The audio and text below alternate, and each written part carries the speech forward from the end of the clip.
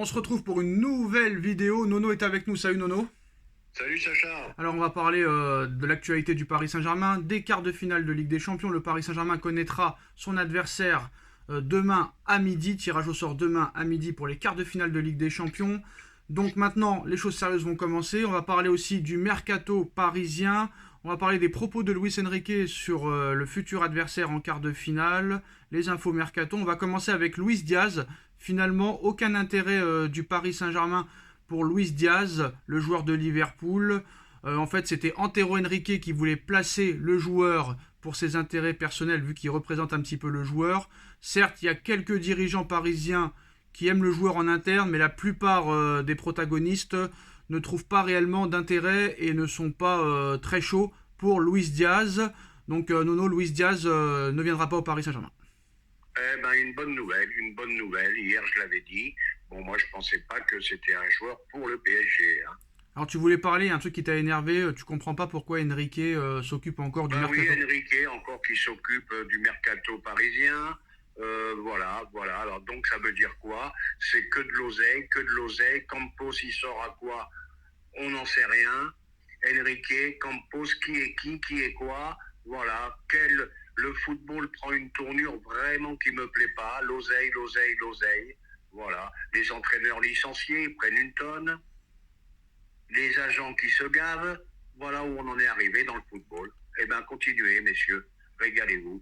Alors tu me posais la question pourquoi c'est Enrique qui s'occupe du mercato du Paris Saint-Germain alors que c'est Campos le directeur du football, qui n'est même pas directeur sportif. Oui. Bah, comme je l'ai dit Nono, hein, il a un emploi fictif, il sert pas à grand chose, il ne fait pas grand chose et même quand il s'intéresse à des joueurs et qu'il les recrute, bah, ils sont pas très bons, la preuve avec Ugarte et d'autres joueurs comme ça.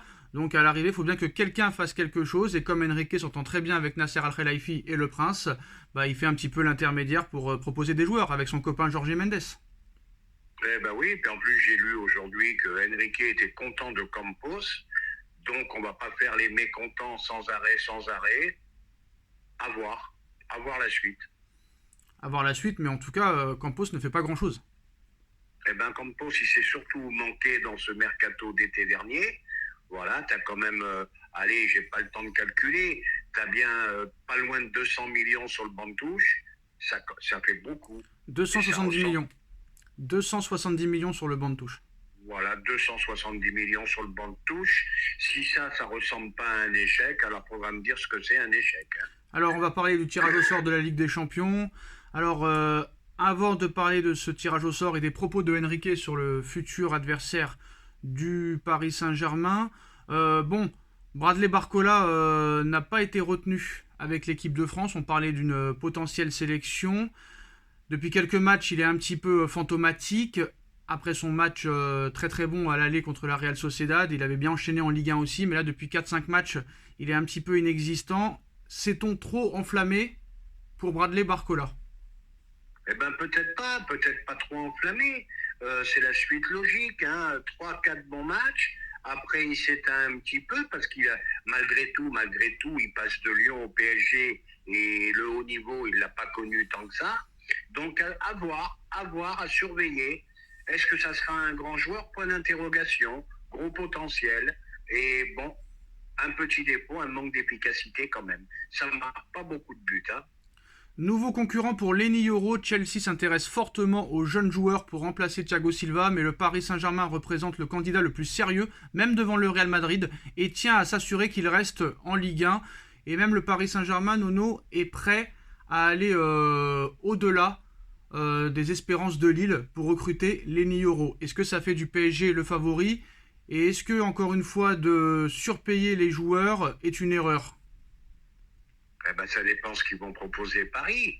Voilà, c'est encore un joueur. Voilà, on reste sur l'instant T, sur une saison. Combien ils vont l'acheter? Quel va être le salaire?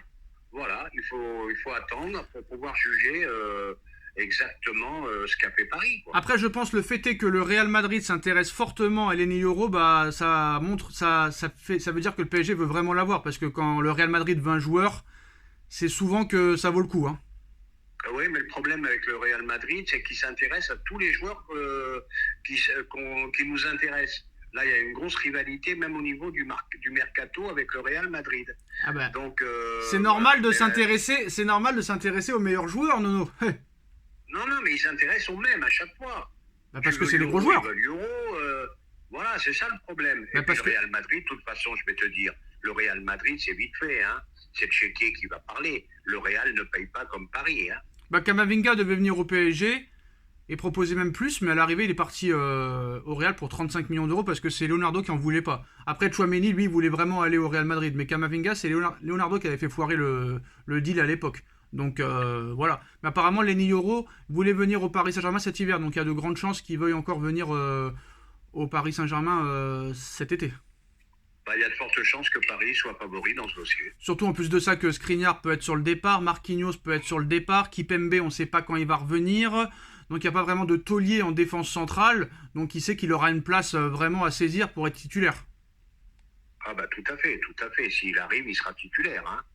Marquinhos est sur la fin, Skriniar, on sait ce qu'il vaut, donc voilà quoi. Hein. Alors, les adversaires potentiels du PSG en quart de finale de Champions League. Demain, tirage au sort à midi. On sera nombreux à suivre ça.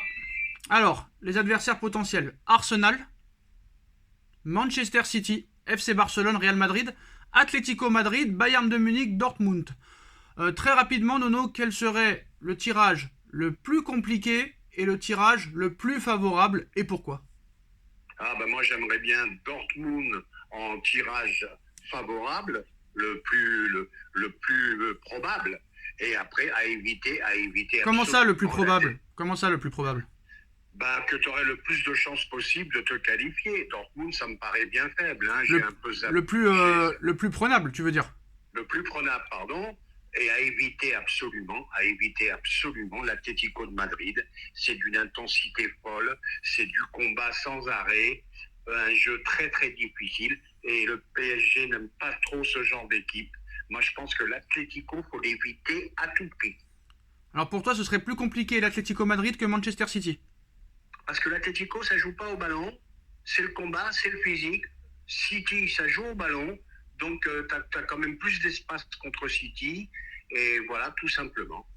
Alors, Luis Enrique hier a parlé de ses quarts de finale de Ligue des Champions. Il a dit qu'il s'en foutait du tirage au sort, peu importe l'adversaire, que ça ne l'intéressait pas, et que quoi qu'il en soit, faut battre tout le monde. Et en plus de ça, il poursuit en expliquant que les sept équipes potentiellement qu'on va affronter n'ont pas du tout envie de jouer contre le Paris Saint-Germain et qu'ils ont même peur du Paris Saint-Germain. Que tout le monde a peur du Paris Saint-Germain d'après Monsieur Enrique. Bah, je suis d'accord avec lui. Ils vont pas sauter de joie s'ils savent qu'ils rencontrent le PSG. Hein. Le PSG aussi est une équipe à éviter. Donc, je suis tout à fait d'accord avec Enrique dans sa déclaration. Moi j'aime bien les propos d'Enrique, j'aime bien les conférences d'avant-match, les conférences d'après-match. Quand on joue mal, il le dit, quand on joue bien, on le dit. Il n'a pas peur de rencontrer n'importe qui, il s'en fout. Alors que à l'époque, les Pochettino, les Galtier, je veux éviter ci, je veux éviter ça. Même quand tu jouais mal, il voyait des choses bien. Vraiment, je pense que Paris a fait le bon choix. Même s'il y a élimination en quart, je m'en fous. Quoi qu'il en soit, là, moi j'aime bien. Quoi qu'il arrive, j'aime bien. J'aime bien, je pense que là, cette fois, t'as choisi le bon entraîneur. J'ai l'impression, hein, peut-être que je me trompe, mais j'ai l'impression que t'as choisi le bon entraîneur, que ce soit dans la communication et sur le terrain. Ah bah moi je l'aime bien aussi, malgré qu'il se fasse détruire par les médias RMC et l'équipe, mais moi j'aime beaucoup. T'as l'impression que c'est un mec qui est en train de construire, qui veut s'investir dans la durée, donc moi ça me plaît. Et qui n'a pas peur de faire des choix surtout. C'est ça qui est bien. Bah je vais te dire, comme ils ont esquinté Zahir Emery, ils sont en train d'esquinter Enrique. Mais lui, il s'emballe. Excuse-moi, j'allais être grossier. Il s'emballe. Voilà. Qui c'est qui a esquinté Warren Zaïre-Emery? Ah, bah Riolo, c'est ça. Pas Zahir Emery. Enrique. Voilà. Oublie Zahir Emery. C'est Enrique qui sont en train d'esquinter. Non, parce que t'as dit ils ont commencé à esquinter Warren Zaïre-Emery, maintenant c'est Enrique. Ah bah j'ai fait une erreur. Et Zahir n'a rien à voir là-dedans. Non, je te parlais de RMC et de l'équipe qui sont à fond, qu'ils n'arrêtent pas avec Enrique. C'est infernal. Voilà, c'est le nouveau chouchou à Riolo. Riolo qui veut lui apprendre le football, donc ça me fait rire un peu. Voilà, quant à l'équipe, bon, il le trouve mauvais de chez mauvais de chez mauvais. Hier, je vois 35 minutes de folie. Je regarde leur émission, bah, ils trouvent rien d'extraordinaire. Donc, on voit pas le même football, on n'a pas les mêmes yeux. C'est bizarre quand même, hein. C'est bizarre cette différence à ce point-là. Il paraît qu'il y a eu des enquêtes. Il paraît que la famille Mbappé lui a versé un billet pour qu'il défende Mbappé à chaque émission. Et après, bah, tu sais, il faut toujours un mec qui casse les couilles hein, dans les médias, que ce soit pour le football ou pour autre. Et on peut pas toujours mettre un mec qui encense les coachs et les machins. Donc à un moment donné, ce gars-là, il est très très bizarre. Lui, il ne jure que par Guardiola. Guardiola, c'est sa femme. Il n'y a que Guardiola qui existe. Pour lui, Klopp, c'est de la merde. Deschamps, c'est de la merde. Wenger, c'est de la merde. Simeone, c'est de la merde. Voilà, lui, c'est Emery et Bielsa et Guardiola. Le reste, c'est de la merde, Nono. Ah bah oui, oui, je peux plus le supporter, moi je peux plus le supporter. Il continue à critiquer Verratti qui n'est plus là, en disant que Vitinha vaut 3 Verratti. Voilà, quand on entend des trucs comme ça, est-ce que Riolo a déjà mis un short et des crampons et a été sur un terrain? J'en sais rien, c'est pas Bah, sûr. on l'a déjà vu sur un terrain, Nono, et il a été la risée des réseaux où il a tiré un penalty. Il a même pas réussi à l'amener jusqu'à la cage, le ballon. Tu peux le voir sur Donc internet. c'est pour ça, C'est c'est à pour mourir de ça. rire. Et tout à l'heure, je te parlais de Zahir Emery dans ma confusion. Bah, excuse-moi, je parlais de Emery, l'entraîneur.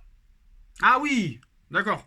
Voilà, excuse-moi, c'est pour ça que j'ai dit Zahir. Emery, ils l'ont fracassé, mais c'est un excellent entraîneur. Regarde son palmarès, regarde ce qu'il fait en Angleterre.